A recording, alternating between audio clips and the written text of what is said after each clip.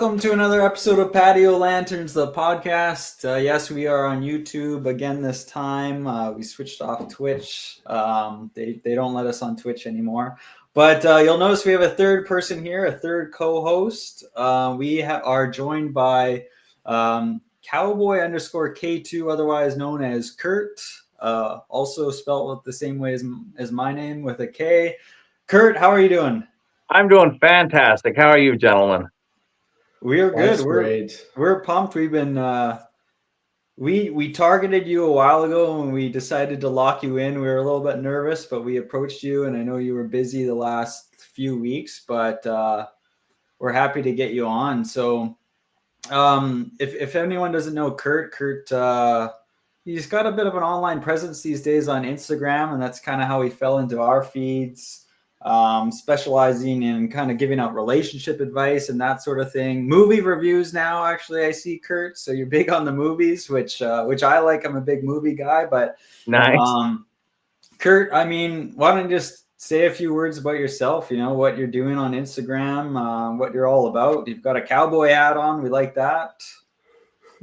That's right. That is the lifestyle I've always wanted, and we ended up here in a small town in Parowan, and just kind of branched from there and became who we are. I kind of got into cattle by accident, and then just kind of decided to give out a little bit of advice to a couple of the gentlemen that were struggling with relationships, and that's kind of where it started. Because in the smaller towns, it's a tight-knit community, and so it was difficult to really understand, if you're doing the right thing or not. And when I gave that first little bit of advice, a couple other people jumped on and asked for things to be sent online, what they needed. And so it just kind of happened by chance. I've learned a lot about the psychology and the actual physical nature of relationships through the last 40 years of study. I shouldn't say 40, probably closer to 30, but still just studying different things that work and don't work, and what that you should be doing and stuff like that. So yeah, and you're just to clear things up for the listeners. Sorry, Ryan, is Utah. You're talking about a small town in Utah, right? Yes. Sorry. Did I skip that? Sorry about that. No problem. Ryan, sorry, go ahead. Oh yeah, I was just gonna say that it's the small town dating is just a whole different life, really, because I find the reputation that you have kind of carries around with you. There's only so many people in the town, and you gotta carry yourself differently. It's kind of dating and love in a bit more of a humanizing world, I find, because people know how you treated other people, word gets around, and I feel like small town Utah is probably that times 10,000 what I got going on up here. Yeah, at least as difficult as most places. It's because you can have a positive thing, but sometimes that can also be a negative. It doesn't matter if it's all positive or it's negative.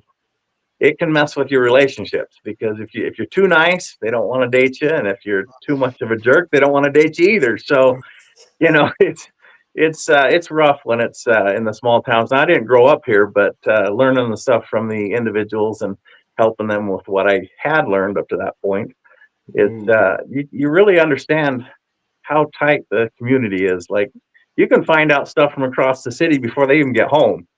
Right. they leave your place, and you know what else is going on at their house. So yeah, it's a different world. You can kind of see people coming and leaving from houses. I mean, you can probably have an idea of who everyone's dating or married to, even if you don't know them. Or dating people they shouldn't. So when you said you were kind of started out by giving advice to a few individuals, did you mean, like, was it in person and these people would come up to you, or are you still talking online advice? In person is where the advice started. Okay. Because so many of them were struggling quite a bit, actually, and they just couldn't keep a relationship. And I'm happy to say that those first 15 or 16 that I was helping are still in a relationship, have been for over 5 years now. So, to keep that many people together, obviously I gave the proper advice. And so when it rolled around about 6 months ago that everybody started asking questions online, I thought I would start filling it in. Now, obviously, I use a little bit of humor for some of the stuff, it can't just be boring learning. It's got to have a little humor in it. But yeah, that's where it started, was in person. Are you you must be a little bit of a town celebrity at this point? No, or what? Yeah, it's Cedar especially, which is the one next to us, the city next to us. You Okay. walk in and people will come up and talk to me or just holler out, "Hey, I know who you are."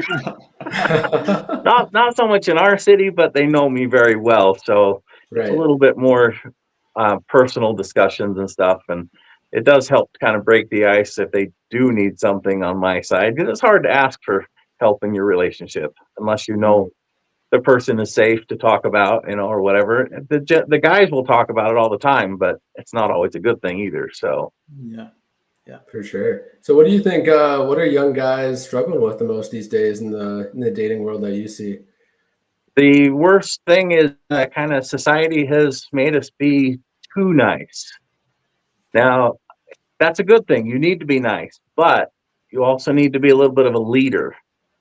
The biggest problem men have is they get the lady's interested, she's having fun with them, and they literally turn into a mother-son situation. Mm, She runs the whole household, and the guy backs off and does nothing. Well, that's the easiest way to kill any romance or anything that's going to move on from there. right. Yeah. I don't think too many ladies out there listening would want to be in a mothering relationship. Just not, doesn't quite fill the cup, does it? That's right. Yeah, and Mm, it is tough when it gets to that point because you don't really notice you're getting to that point. And I actually look back on my own life. I'm like, I saw a little bit of that in my relationship coming in. I have not always been the way I am. I've learned a lot of stuff. I've grown like all of us. We all learn different things and become a different person over time. And I kind of saw how I leaned on my wife too much. She did everything for a short while. And mm, then realizing, hey, this is not how this should be. I shouldn't be just like the kids playing games. I played with the kids, obviously, but didn't do anything more than that. And that's when I kind of tied together where same problem on my end. Intimacy was still there, but it just wasn't the same spark. And I could mm. see how if that went on for very long, it would be completely lost. And a lot of the people I deal with, that's kind of where they're at. And video games is probably one of the worst ones for that because we get tied up in the video games. We totally forget about what's going on in life. And not everybody plays them. I used to play them a ton. I still play Mm. from time to time, but it's not part of my lifestyle anymore other than when I want a little free time. But it's just easy to get lost is what my point is. Easy to forget where you should be. What's in your catalog right now for video games? If you were going to jump back in for a couple hours. I am a big Zelda fan, and I have the last 3 games I have not passed. And up to that point, starting from '83, I'd passed every single Zelda game until then. So, and life's busy, Yeah. doing cattle work, and with my friend, I'm kind of, I guess I shouldn't be cattle work because I'm more of an intern because it's not paid, learning how to do the trade. Hey, nice. Anyways, so learning that, running my own business, and then doing this here online, there's just not a lot of time. So Yeah, I thought for sure you were gonna say Red Dead Redemption or something of the like, but you can just be a cowboy in normal life, so you don't have to go play a video game for that, right? that's right. Yeah. And if you gentlemen, I've seen a lot of your stuff being outside. I don't know how much you're involved, but if you've been around them very much, you realize it is not a dull lifestyle. Yo, for sure. No, you start herding them from place to place, even if it's just from corral to corral. And yeah, you'll never know if they want to come at you. So you're interning, and is your goal to have more of a ranch yourself, or while you learn the ropes, or how do you Um, see it playing out? if I can get to that point, that would be fantastic. Hmm. Unless you want to go with 600 head of cattle, though, it's tough to make a lot of money in that business. Hmm. There is good money in beef and whatever else you want to do, even if you want to do sheep, but the quantity what you have to turn over is to be able to make a profit is quite a bit. So it's a tough lifestyle. I enjoy it. I'll probably help people the rest of my life. If I can afford to do it, I would Hmm. probably do it, but I don't see it being a lucrative lifestyle. And I wanted to get a lot of land, because then you can afford land better with the green belt they allow you. So. Right. You you mentioned your wife, so she's obviously aware and supportive of the stuff that you post online. You know, like how much does she weigh into what you're posting? I mean, she's featured in some of your videos as well. You know, what are her overall thoughts, kind of with your profile and the advice you're giving? 99% of it, she loves it. Yeah. And there's not a video on there that she does not approve of. If she doesn't like it, it gets taken down. That's happened twice. Um, so I respect her Yeah. response. She watches everything. She's involved in the comments. I give her access on her phone as well to all of the instant messages and the direct messages, the DMs. So that way there's no secrets between us, because that's a big one in a relationship. You start holding secrets, you start getting, even if they're little secrets, it's not a good thing for a relationship. So that's why I built it that way, to where she was involved so much, so that it's transparent. If it goes the wrong way and she's not happy with it, that would be about the only reason why I'm quitting. So, but she's very happy with it. She likes the way it's going. She likes all the people that she knows that we've helped. It's a little bit different way of teaching, obviously, because, like I said, some of it can be risky. Some of it can be a little bit just joking. But the simple fact is, you have to be involved in a relationship one way or the other. So. Yeah, absolutely. And how do you deal with all the, like, I'm sure you get a wide range of comments on these videos, people commenting gifts to, who knows what, like, how do you take the comments? Do you take it like in stride as a laugh, or, do you try and reply to each one? How do you go about things? I try and reply to the positive ones if I can. There are thousands of comments though, so I miss a lot of them. Some of them I see them, it says 6 weeks. I'm like, oh, well, do we reply to this now after 6 weeks? But I try to reply to the positive ones. The negative ones, you know what? I don't know what they're going through. They may have had a horrible relationship, or they may just have different views than me. They may have different religious views. All sorts of things can change the way people respond. And a lot of guys just like to razz you anyway, especially if they start feeling closer to you. They're going to say things, especially my line of work being kind of the head of the stuff, and the guys just like to give you a little trying to get under your skin. Let's put it that way.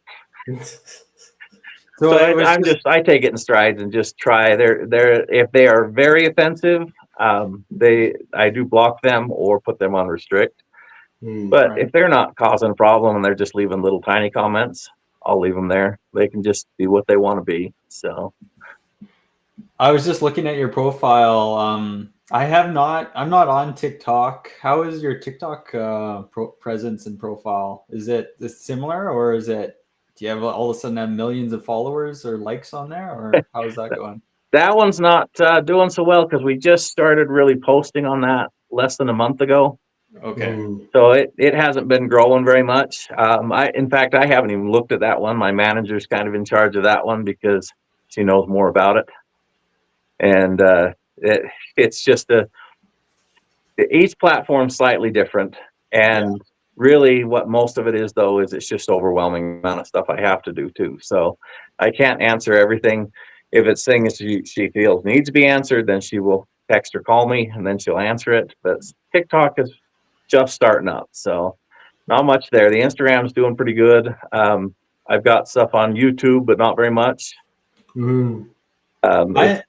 I'm scrolling through your posts. Like, there's quite a lot. There's a bunch of posts. Like, you have one from like 5 hours ago and 8 hours ago. Like, what's your thought process in like coming up with these quick videos, and then you actually have to go and shoot them? Do you shoot them in bulk and then release them, or how does that go? Yeah, I usually shoot about 20 to 30 videos in one day, in one afternoon, because again, it comes down to time constraints. Yeah. And when I notice I've got something on my shirt, I change the shirt. That's about the only time you'll see the shirt change for those many videos. Yeah. Right. Or whatever. There's I am not a clean individual. I get stuff all over my shirt all the Oh time, God, I'm the and being same. outside with the animals, they'll come up and brush up against you. Got mud all over you, then you got to go change, and so a lot of the times we'll do videos around where all the animals are, but they're already been driven to another area, driven off, and so I'll do the videos real quick while I'm sitting there, save them to the phone, and then I try and post 3 times a day on the regular post. Stories is usually once to twice a day, sometimes a lot more, depending on if it's going to be my wife involved or not. So Right. just kind of however it feels for the day for the stories, but the regular posts are about, I try and shoot for 3 of them a day. Right. Yeah, that's a lot of time spent doing it. Like we both know how much time it takes to create all these posts and all that. So putting in the work for sure. And going back to the dating world, you've been married for, is it 25 years? 25 years. 25 years. What do you make of modern dating compared to when you were single back in the day? The biggest thing that's lost, I feel, in the modern dating is they're not speaking face to face. They're not. There's a lot more texting. There's a lot more over the phone. So, and when you're with that, as you know, you can't tell cues from the body. You can't tell cues from the face as well. Even on the phone, you really can't see the response. There's a lot that comes into response back and forth in the dating scene, and all scenes, of course, with what you're doing, facial features and body language. And so, it is affected that way with the modern stuff because you're not really teaching each other who you are. And I know that's been lost over more than just one generation. It even started with my generation because we had phones. There weren't a lot of them, but we had phones. And so it started back with just, punching the buttons to get the little text going. But it was the same thing. It was lost communication. So the world of dating has changed, but the actual world of being in love and staying in love and building a relationship really is kind of the same. You have to be open to each other. You have to be interesting to each other. So you want to keep things interesting, so it's hard when you've been together a long time, but you are still learning things every day, and it's fun to find ways to keep that spark alive in being interesting to each other. So how do you overcome that like digital barrier, that phone call or text messaging barrier? Is it just trying to spend more time in person, or it's almost unavoidable to a certain extent? Is that you're going to be texting your girlfriend, boyfriend, partner, whatever, and then stuff gets lost in translation. You don't know if they're mad or what. So what do you do about that? So with the texting, the one thing I do teach is minimal texting that means something, not just hi and, picked up fruit, pick this up, sending little tiny texts. I tell them to, when I'm working with somebody, mentoring somebody, I tell them to make sure you have a meaningful text. Hey, I saw this today and it reminded me of you. It made it to where I wanted to have this conversation with you and then go into that conversation you're having.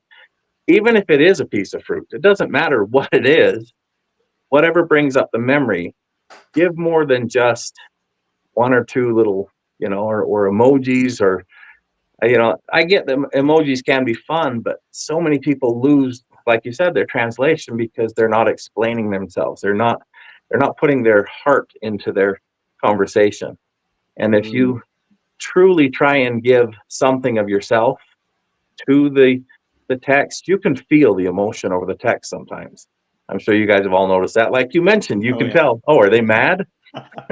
Yeah, there's like little cues, little keys. It's a change in writing style. It's, you see the use of multiples of the same character, or maybe you're used to seeing the hey with the 3 Y's, and then it's just like 1 Y, and you're like, what's going on? Hey, something's changed. Yeah. So yeah, I like sending little voice notes when I can. I feel like that spices. No, it's not spices it up, but it's better for hearing the tone and everything that you were talking about. And We got a listener question here who's saying, essentially saying, do you recommend sending nudes?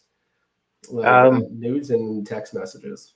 That is a personal thing of individual from person to person. However, if you're comfortable and confident in doing so, and you make sure you're in a relationship that's safe where they're not going to share it with other people that you don't want shared with, it can be a very powerful tool.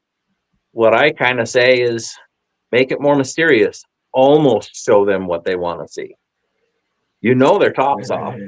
Maybe don't show everything, but show something just to leave that imagination like, dang, I got to get home to see what I'm missing. A little shadow or something like that. Yep. Like James Bond silhouettes I'm picturing. Yeah, something playful like that. That's what I recommend to a lot of people. What about, I do like that.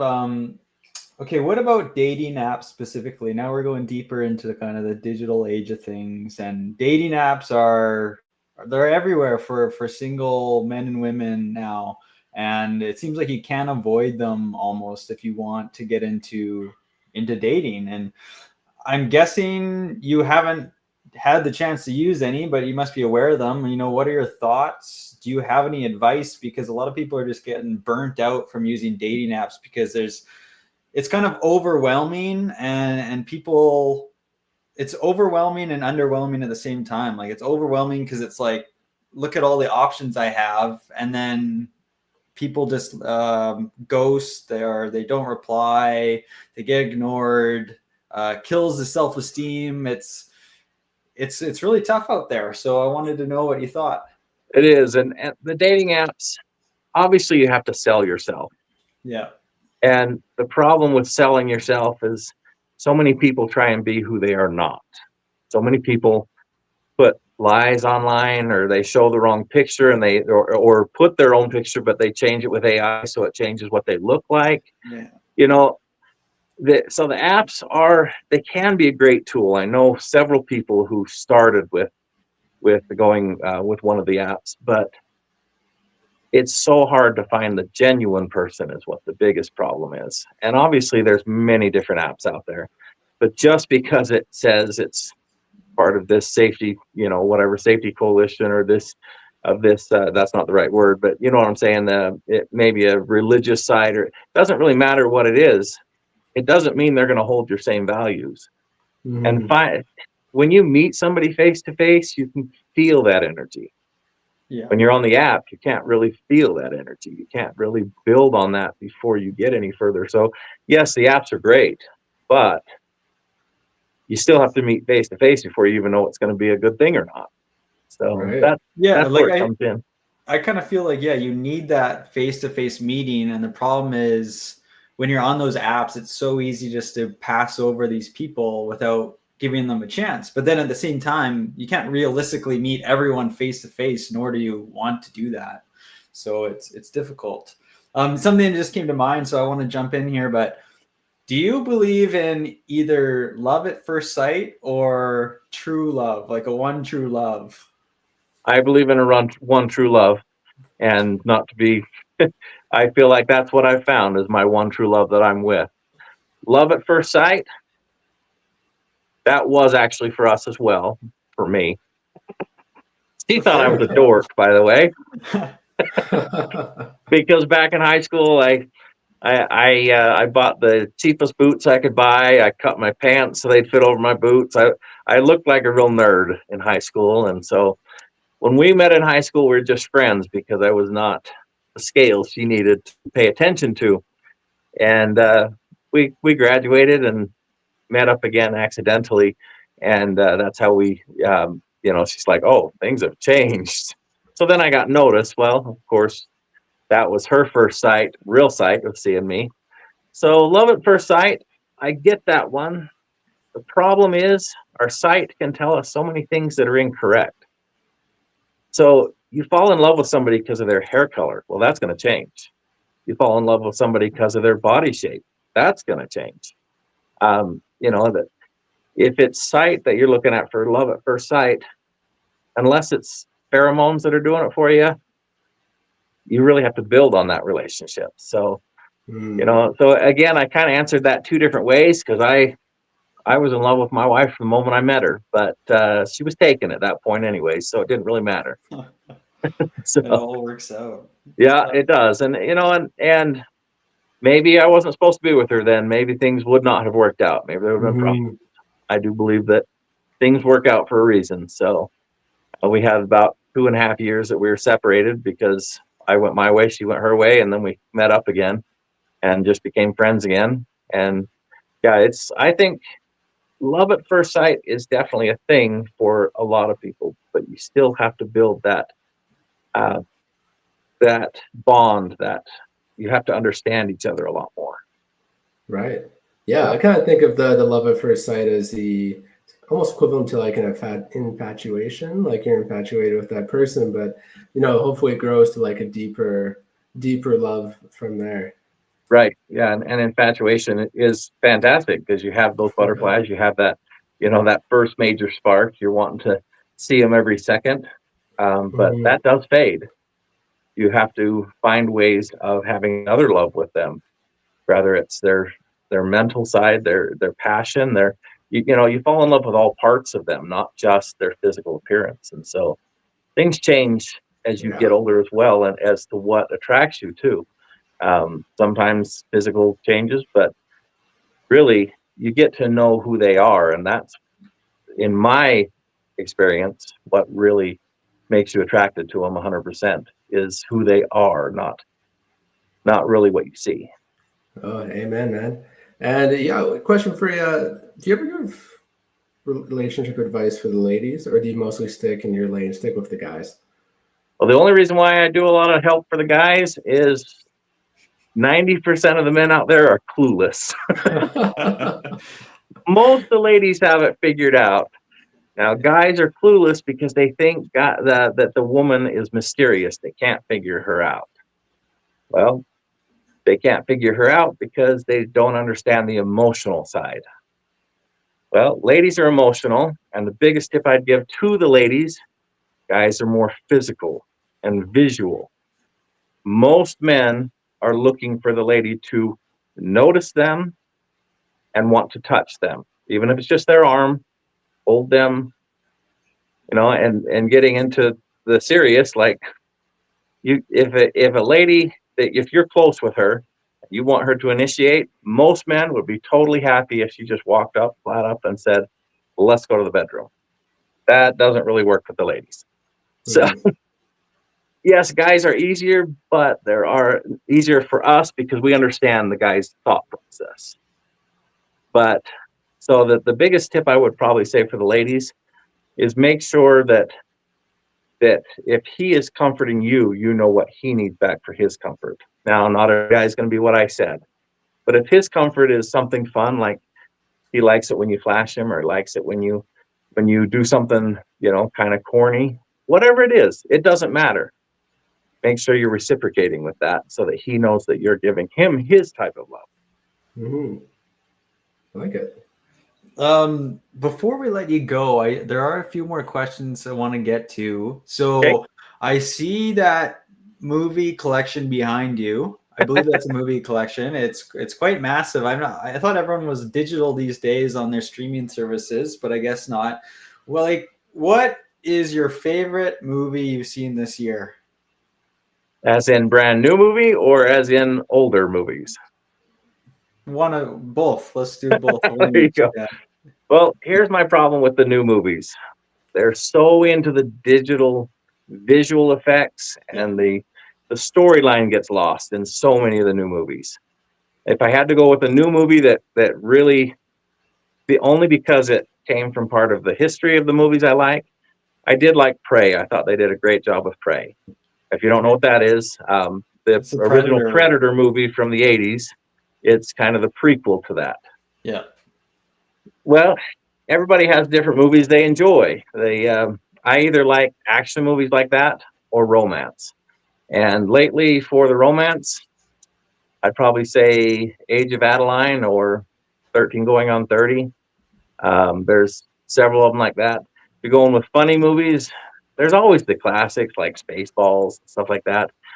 But my favorite that I just found not too long ago, it's called Man's Favorite Sport. It is an old one. That is a funny movie. How old are we Different comedy talking here? back then, though. What's that? How old are we talking here, man? 1964. Yeah. Okay. Okay. Yeah, old, older than me. So, but they did a great job with that. It's really fun. The comedy's totally different. There are things that can offend people, but I've got over 2,000 movies here that are on disc. More on streaming and more on other devices, but if there's my favorites rotate. Is kind of I'm kind of an oddball that way. I don't have a single favorite. That's why I've been given my 100 favorites for the last year. About halfway through, pretty close. So What about sports wise? What sports do you follow? And I was specifically curious if you follow the Utah Mammoth, the new hockey club that opened up shop there last year. If you're into hockey at all. I am not into hockey, with the exception of I have gone down and watched the Knights a couple of times in Vegas. Yeah. Hey, nice. And actually, last year was the first time I saw them play. To be honest with you, I thought hockey was stupid. But when I actually got to sit down and learn it and watch it and really get into it, it's fantastic. Yeah. I am not a big sports player, though. I got a lot of acquaintances that are sports people, but they kind of, I think maybe they're a little more open with me because I'm not this huge fan, and they're trying to make me a fan. But anyways, the one sport I do play is golf, and I actually had a golf shop. I built custom clubs for people. I was top 10 teacher for 1 year in Utah for teaching golf lessons. I got down to a +2 handicap. That means 2 under par, if you don't understand what that means for the standard. Golf was my number one sport. It's not all my sports, but hey, it's what worked for me. So maybe I'm just not as much of a team player. I don't know, as far as playing the games. Yeah. Because football and everything's never really been. I'll watch it, but it's never really been my thing. So, how about you guys? You guys got any sports you like? Well, hockey for me is my number one. That's why I mentioned it. So hockey for me, but you kind of dabble with everything. Up here we've got good skiing as well, downhill skiing. But for me, it's hockey. Ryan, what about you? Yeah, I think I've kind of transitioned away from the team sports a little bit. I mean, I keep up with NFL football because my friends are in this, fantasy pool, and I feel like it's a good way to keep in touch with the guys, and it's pretty fun and all that. But I think my day-to-day, I just get outside, hiking, skiing when I can. I've tried learning hunting recently, so went out just last weekend looking for some bucks, and we'll definitely talk about that later. But yeah, that's the latest out here in BC. And yeah, we live in a beautiful area too. It's just so nice to get outside, and especially when the weather's good, it's hard for me to sit down and watch a 3-hour game, for example. Yeah. And for me, I do a lot of hiking. I hike as many as 90 miles a month. I do. There's a place here called Valentine Peak that is one of the toughest hiking trails in Utah. Okay. And it has an elevation gain for the first half mile of 2,000 feet. Damn. So, yeah, I mean, like straight up. Yeah, it's tough, but it's great. It's fantastic. It might be more than a half mile, but to get to that 2,000 feet, but it's a major climb. And I love going there. I love tracking. I like tracking finding out what prints were left. If it's male, female. I see that. That's what I like doing, is tracking them and figuring out where they're going, how fresh the track is. I used to be a hunter. But sadly, there's not as many animals anymore because of so many different things that have happened. And so if I don't need the meat, I'm not hunting anymore. So it's, right. we still go from time to time. And the last time we just went and watched them because there weren't any old enough or large enough that it's like, no, we're going to let those ones live. And we did that actually the last 2 years. So it's been over 3 years since any of us have actually shot anything, because they need more time to enjoy life too, just like us. Yeah. Go check in a couple of years, see how they're doing. That's right. It's just nice getting out there. So I'm good for questions, Ryan. Do you have more? I think that's about all for me. Kurt Cowboy, do you have any questions for a co-host Kurt and me? what is your guys' passion? Is this your passion? You got another passion? Yeah, you know what, Kurt? I've been searching for my passion for the last little while, to be honest. This is part of our passion, I would say, definitely part of mine. I like just kind of having fun, like you mentioned, putting a fun spin on giving advice online, and that's kind of what I like to do, like every day. So whether I'm at my job, which is more on the manufacturing side of things, or if I'm just on my own personal Instagram or doing this podcast, it's for me, it's kind of just having fun, kind of just life doesn't always have to be all that serious. And I find people maybe make it out to be too serious at sometimes. So just having fun with that. And then, yeah, I don't know, traveling's been a big passion. So traveling around the world as much as I can, getting outside. Nice. I mentioned hockey. So there's that. Fantastic. Yeah. That's awesome. And I love the podcast as well. It is fun to be goofy and like unserious for a bit and just put this out into the world because, yeah, like no matter where you're at politically, I think everyone agrees that, the world's kind of a shit show right now and things are very serious. So it is fun just to relax and bring people on like you and hang out with Kurt on the show. And yeah, that's a fun side project. And yeah, besides being outside, I think for me, I love cooking. Learned a lot about cooking this year, and just getting to the kitchen, get creative with all my meals is something like I look forward to every day. Nice. That is a fun one. Especially the more you learn, the more you realize you don't know. Oh yeah, there's just infinite ways to cook a meal, and so many different cuisines out there. Like I feel like Canada doesn't really have Canadian food. Like we kind of we pull from a lot of different cultures, which is fun. But it's it's about kind of crafting that. Yeah, what does it mean to have a good local cuisine at the same time is a lot of fun, and pulling from ranchers like you to get some good organic or local products is, yeah, that's what it's all about. Makes it a world of difference. And it, in some cases much healthier for you, but you're helping with the other small company and so on and so forth, and it's hopefully making you healthier as well. So that's No fantastic. doubt. Yeah. So how about your guys' relationship? You're willing to share anything on your guys'? Yeah. like me and him, or No, sorry. We're a couple good buddies from high school. That's right. Yeah, great buddy. Yeah, I've been dating this woman about 6.5 months now. So I Nice. moved to this new town about a year ago, and yeah, we actually met on Hinge. So we've been going strong for 6 months, which feels great. It's one of the relationships that I felt the most strong at, 6 months in, of the ones I've been at, which is a really good feeling. Nice. Now with that, you met on an app is what I heard, right? It kind of cut out just a little bit. Yes. See, hey, the apps are working. It works. How did that go? Did you have to meet in person first, or how'd it go? Yeah, well, like kind of spin off on you have to meet in person angle.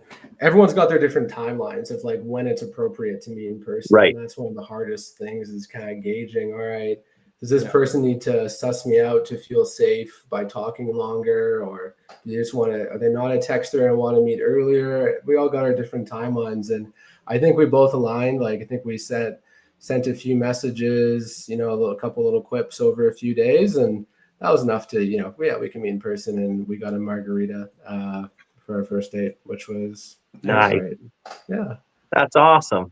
Mm-hmm. Anything, Kurt? I got nothing. This was an elaborate scheme to bring you on to give me personalized dating advice, because I don't have anyone, and I've been having a tough time. I mean, we both have over the years, and I mentioned the dating apps and just the texting kind of stuff. But right now, no, I'm looking. So I'm writing down all your answers and gonna feel work free on to that. DM me if you want more. If you want more from it, or if you want something pretty intense, whatever, just let me know.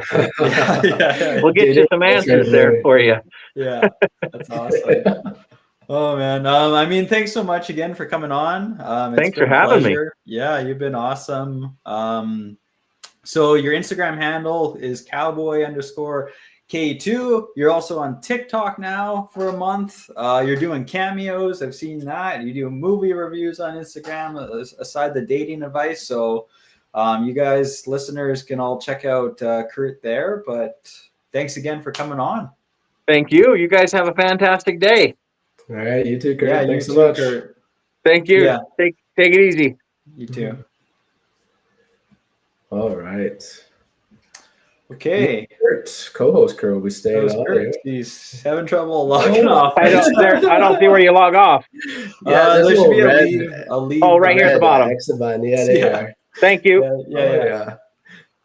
Okay. That was awesome. So yeah, that was Kurt Steed, the other Kurt, the true cowboy Kurt.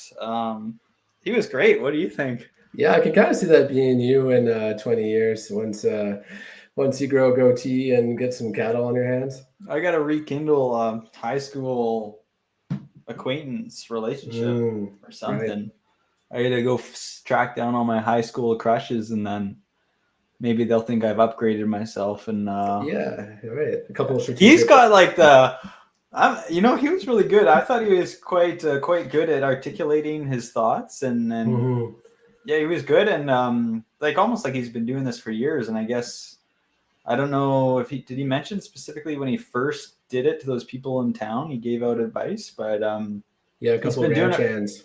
Yeah, and that's awesome that he's been doing it in person. But he's basically got like the fairy tale rom-com type of romance thing going on, like the whole high school crush or high school acquaintances doesn't work out, or they're kind of in different classes, and then they meet outside of high school and love at first sight, like he said, he believes in one true love and love at first sight. So yeah, he's got it. He's living the dream. That's a good, yeah. It sounds great. Small town Utah. You have to look up. I couldn't quite understand the naming of his city, but I'm gonna look up Cedar, Utah. Yeah, it should be near Cedar, Utah. Cedar, Utah. Yeah, thanks for the listeners coming in. Sorry we didn't get to see the whole hog that KP wanted, but I know people on Instagram have been clamoring for that in the comments too. Those are some of his blocked users or his ignored users. But I guess he does have kids. Hey, I wasn't sure if he had kids, but he mentioned sounded that. like it. Yeah, I think. Yeah, you mentioned playing with the kids, and so yeah. 2,000 movies. Didn't get to ask him about his favorite Mission Impossible or Tom Cruise movie, but damn, yeah, we didn't get him to weigh in on the song of the summer either. But should we get to that? Yeah. You know what? Should we have talked song of the summer before we went on live, or? Okay. Yeah, I forgot to. I was so nervous about bringing Kurt on. I didn't even think about song of the summer. Yeah, this is a massive episode for us, really. It is the last day of summer. So that's actually, I think, in BC. I didn't realize they did this, but I think it is fall effectively in BC. I'm not sure. It is. Happy fall equinox, everyone. I didn't know it happened. It happened at like 11 a.m. How does that work? Oh, daylight savings bullshit, and disregard it. Yeah, 11:19 a.m. Huh? I never knew it was like a timing thing. Or do you think that's when like maybe the moon is passing at a certain point in the sky? You got me not. We got to get Kurt back on. I have no idea about. Let's go with that stuff. Song of the summer. So yeah, part 2 of our episode. Song of the summer 2025. We've had 10 solid contenders all year long, down to 4. Should we just recap here quickly? So our I got the poll results right in front of me actually. We put little polls out there on Instagram. Don't read the number of votes this time. Okay. You can do some backward math and figure out this one. Current swell. We've got 4 songs on there. From least to most votes, we have Current Swell, Bestie, followed by Shania, Whose Bed Have Your Boots Been Under? Then Rob Dugan, Club to Death. And the one with the most votes was Natasha Bedingfield, Unwritten. Mm.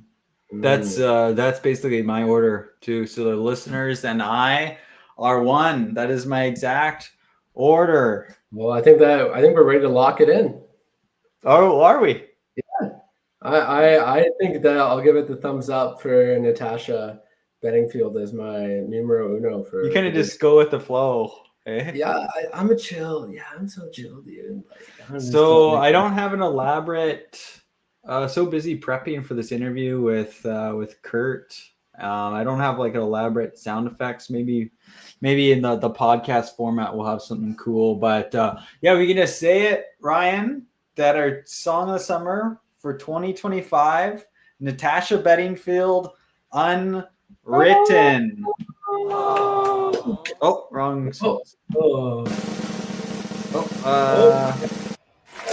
Yeah. There it is.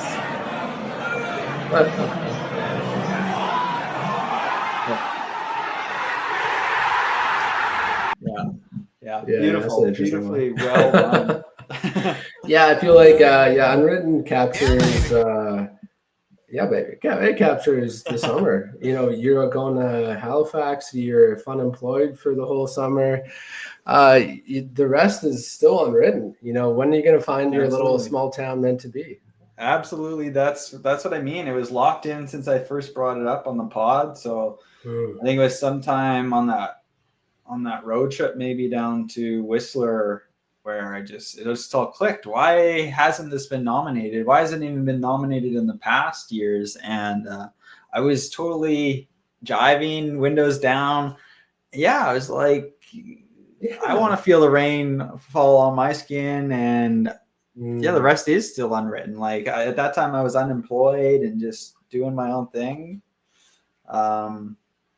Perfect song of the summer. The art shift is going to be really incredible for people that are tuning in, going from intro theme of porn star dancing, shifting over to unwritten, slightly different vibes. So I'm excited for people to hear it all. I'm curious to see how you work up your magic working in Patio Lanterns into the theme.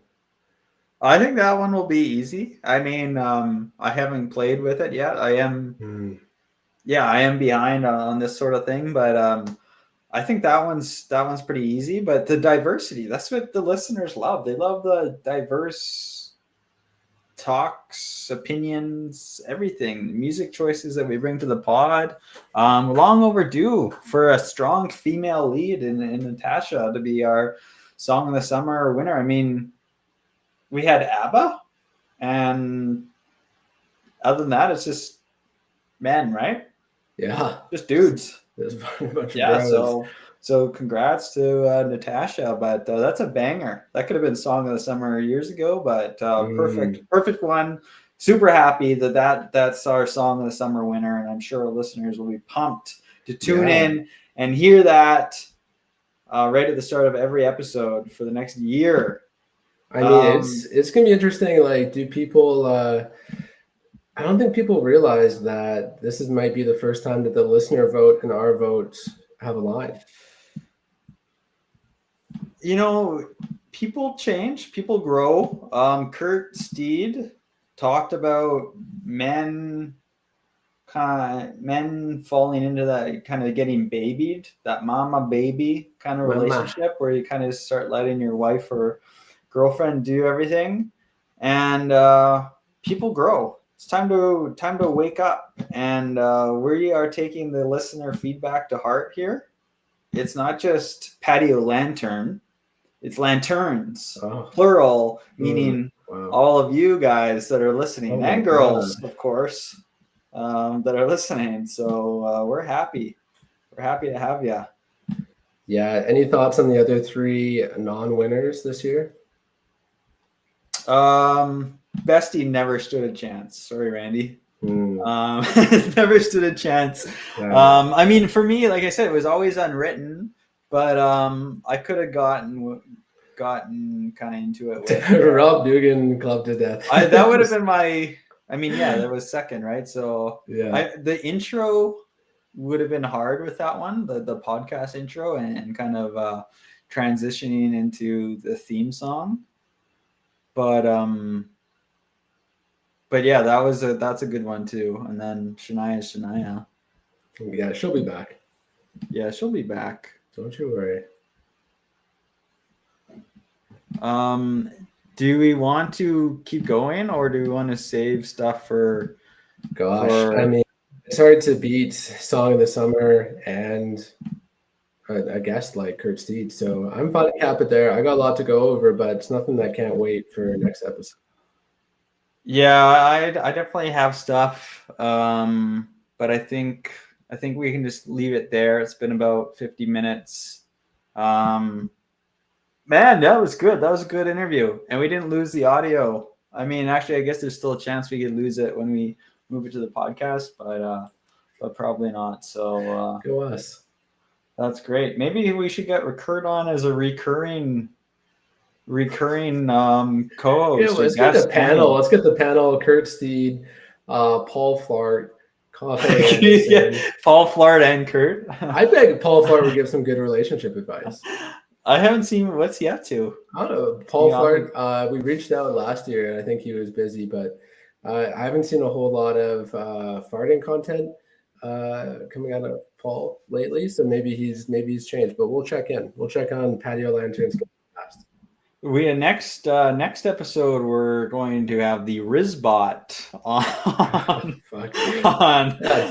Anchor. So God damn it. Tune into that. We're going to see.